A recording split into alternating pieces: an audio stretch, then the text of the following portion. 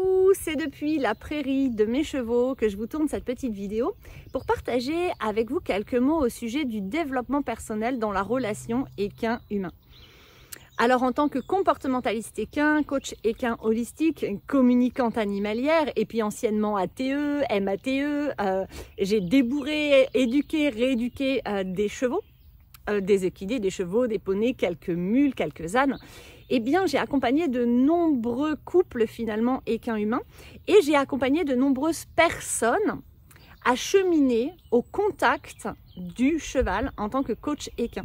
Des personnes qui étaient propriétaires de chevaux, passionnés de chevaux, mais également des personnes qui n'avaient pas de chevaux, qui n'étaient pas du tout dans le monde des chevaux et qui n'étaient pas passionnées. Des personnes qui découvraient le cheval et sa puissance thérapeutique. Alors, j'aimerais ici vous expliquer quelque chose de très important à mon sens, avant d'aborder plus en profondeur ce sujet, c'est que il y a un piège dans le développement personnel actuellement, qui est l'injonction de « tu dois travailler dur sur toi pour changer, pour t'améliorer, pour devenir la meilleure version de toi-même ».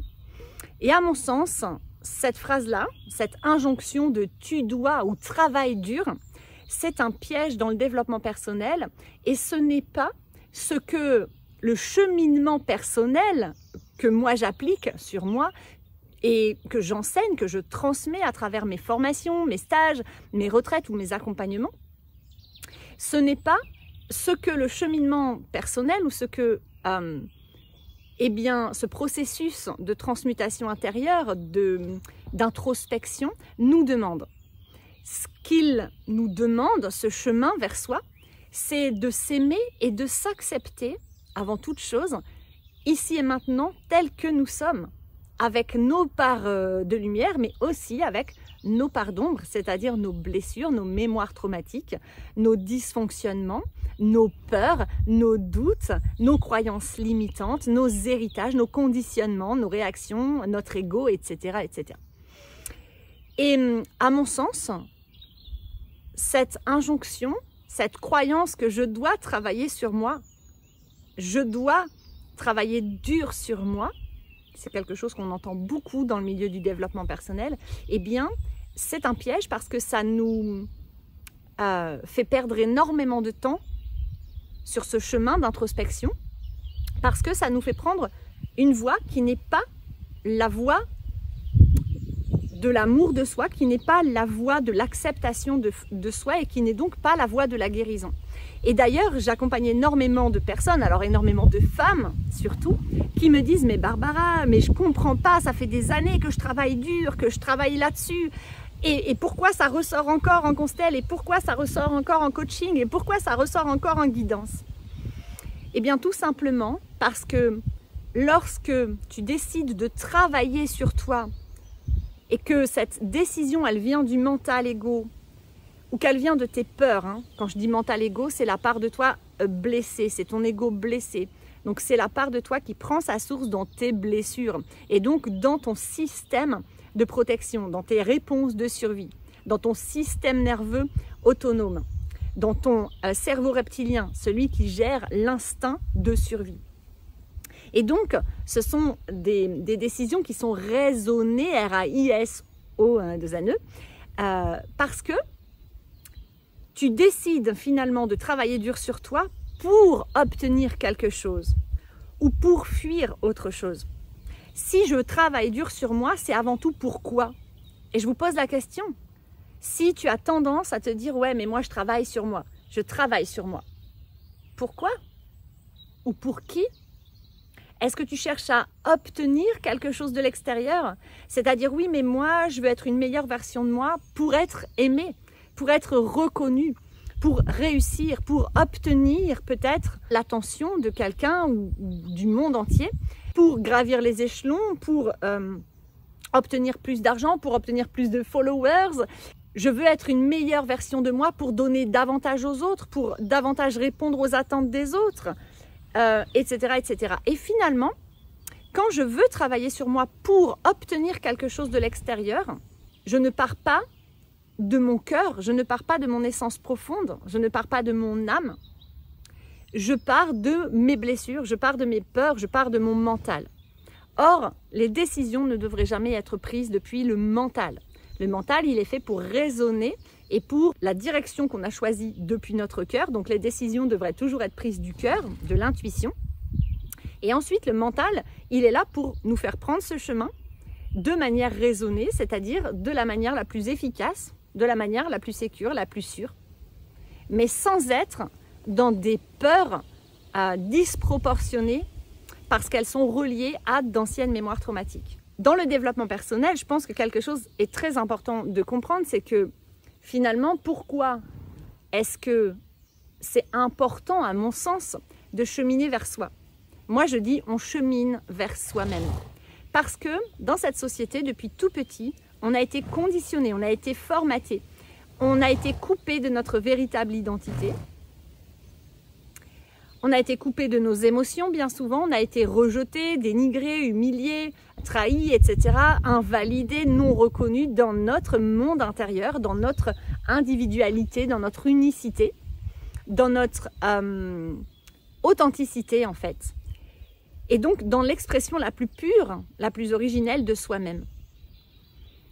Et pourquoi est-ce que c'est important de cheminer vers soi? Eh bien c'est pour reconnecter progressivement à qui je suis vraiment, qui j'étais avant de me formater, avant de me suradapter à ma famille, à la société, qui j'étais avant de porter ces masques, ce costume, de jouer ces rôles, hein, tout ce qu'on appelle le faux self, le personnage. Et finalement, les personnes qui cheminent vers elles, qui font ce chemin d'introspection, c'est avant tout pour se retrouver, se révéler à elles-mêmes. Ok? Et les chevaux, et j'en suis convaincue de plus en plus à 10 000%, eh bien, ils ont cette mission auprès de l'humain, sauf que l'humain l'a oublié depuis très longtemps puisqu'il a utilisé, exploité le cheval comme un outil de travail pour se déplacer, pour tirer les chariots dans les mines, pour tirer les chars à la guerre, pour tirer les bus dans les villes, etc., etc., pour tirer les outils de labour. Mais à la base, le cheval, sa mission, on va dire spirituelle, vibratoire auprès de l'humain, eh bien, c'est de nous révéler à nous-mêmes.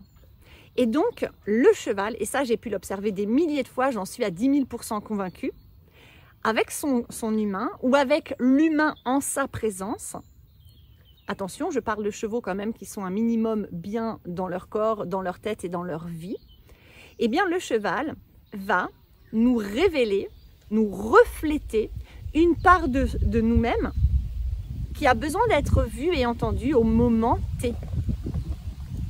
Et ça, j'en suis convaincue à 10 000%. Et c'est là toute la puissance, toute la magie du cheval, et c'est là toute la puissance et toute la magie de la relation humain-cheval. Je pourrais vous citer des centaines de témoignages que j'ai reçus et vous parler de dizaines de mes propres expériences à travers lesquelles les chevaux ont guidé leurs humains ou leurs humaines vers la guérison, vers le réalignement, vers l'épanouissement, vers le bonheur, vers le bien-être, vers les rêves, la mission d'âme, etc., etc. Je pourrais vous citer des centaines de témoignages de chevaux qui ont guidé leurs humains à sortir du burn-out, sortir de la dépression, sortir des conditionnements. Les chevaux nous révèlent des parts de nous qui ont besoin d'être vues et entendues au moment T. Donc à un moment donné, ils peuvent nous révéler une part de nous et c'est une opportunité pour nous de la voir, de pouvoir la voir, la conscientiser, l'accueillir, hein, c'est-à-dire l'accepter, parce que ça c'est la première étape, elle est indispensable, pour ensuite infuser et apprendre à s'aimer avec cette part de soi, pour ensuite aller donner de la présence à cette part de soi, donner de la reconnaissance, valider cette part-là et l'autoriser à s'exprimer à travers nous et à exister par le biais de nos ressentis, par le biais de nos émotions, par le biais de nos sensations corporelles, de nos sentiments, par moments par le biais de mots physiques, de sensations vraiment physiques, de gêne physique ou de maladie, de fatigue, de dépression, etc.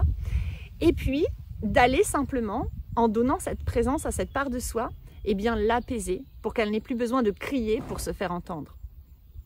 Et quand on apaise les parts de nous blessées qui ont besoin d'être entendues parce qu'elles n'ont jamais été vraiment prises en charge, étaient vraiment accueillies, étaient vraiment validées, étaient vraiment reconnues par le passé, quand enfin nous on les prend en charge et qu'on les reconnaît et qu'on leur donne de la présence et de l'écoute simplement, à soi-même, avec soi-même, et en compagnie des chevaux, c'est encore plus puissant parce que ça nous englobe dans une énergie, une vibration de profonde bienveillance, amour et ancrage et pleine présence. Donc c'est encore plus puissant, ça décuple les effets des prises de conscience et des transmutations intérieures, des libérations de charges émotionnelles et traumatiques. Ça co-régule notre système nerveux, etc.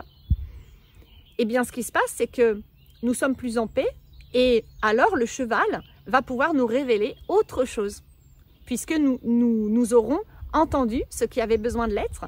Et donc après, le cheval va passer à une autre attitude, puisque sa façon de nous révéler les parts de nous les refléter, ça passe par son attitude avec nous, son comportement, enfin son attitude avec nous ou dans son groupe ou dans sa vie, par son comportement.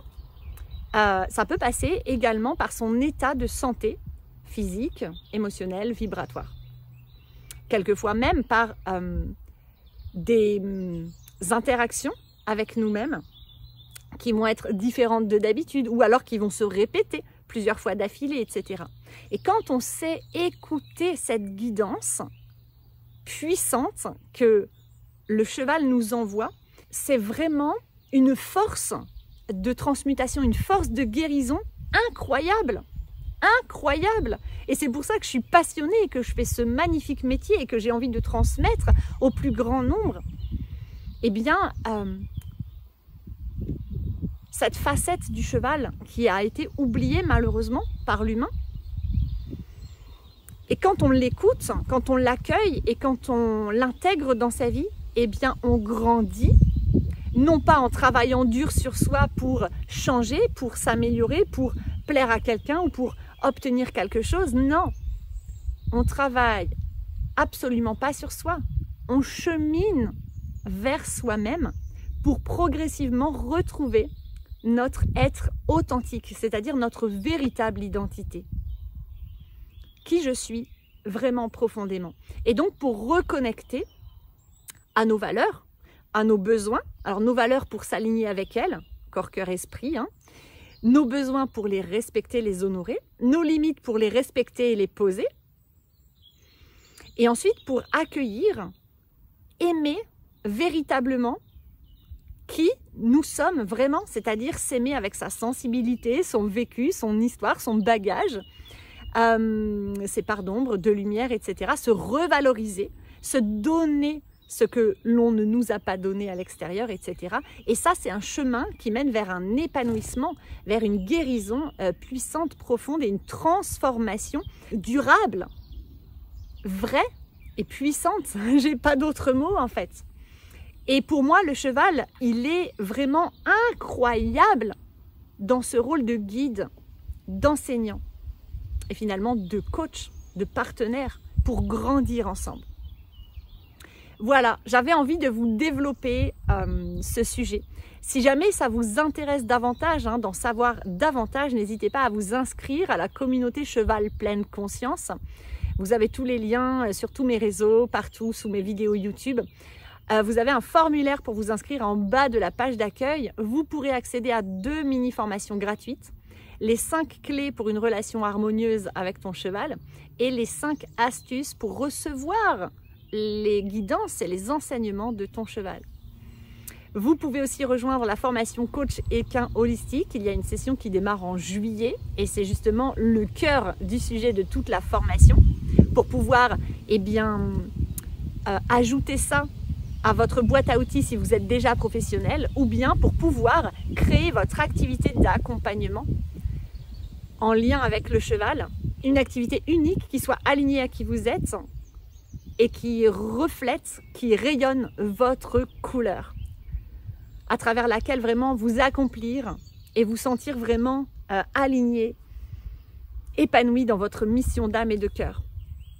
Voilà, et puis après je propose également des accompagnements à la carte à partir d'1h30 et puis des demi-journées jusqu'à 3 demi-journées d'affilée en privé, principalement du coaching équin, mais j'utilise tout un tas d'outils comme la gestion émotionnelle, l'intelligence émotionnelle, la régulation du système nerveux, la méditation, la pleine présence, la visualisation, les soins énergétiques, la com intuitive, et j'en passe. Donc, si vous êtes intéressé, n'hésitez pas, contactez-moi. Je vous dis à bientôt. Bye bye.